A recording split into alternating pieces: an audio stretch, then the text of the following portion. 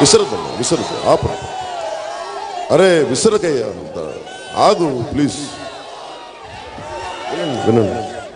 ఏ తల్లి అరవద్దు, నాకు వినిపించట్లా.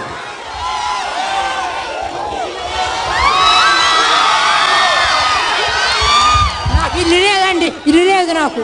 ఇల్లు ఎవరా? ఇల్లు లేదండి, ఇల్లు ఇవ్వలేదండి నాకు. ఇల్లు లేదండి, ఉంటాకి ఇల్లు లేదు.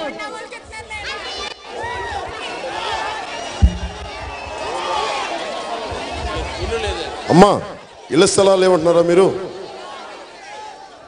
అమ్మా మనకి ఎవరికైతే ఇళ్ల పట్టాలు లేవోనమ్మా వాళ్ళందరికీ ఇళ్ల పట్టాలు లేకపోతే మీకు ఇంటి కట్టించే బాధ్యత, బహుళంతస్తుల్లో భవనాలు నిర్మించి ఒక బాధ్యత తీసుకుంటాను. ఇంత మానవ శక్తి ఉండి, ఇంత హ్యూమన్ రిసోర్సెస్ ఉండి సంపద క్రియేట్ చేయగలిగితే ప్రతి ఒక్కరికి ఇంటి సౌకర్యం కల్పించే బాధ్యత తీసుకోవచ్చు. అలాగే ముఖ్యంగా మనకి అందరికీ అండగా ఉంటున్నారు కానీ గవర్నమెంట్ దిగువ మధ్య తరగతి కుటుంబాలు చాలా నలిగిపోవటం నా దృష్టిలో ఉంది.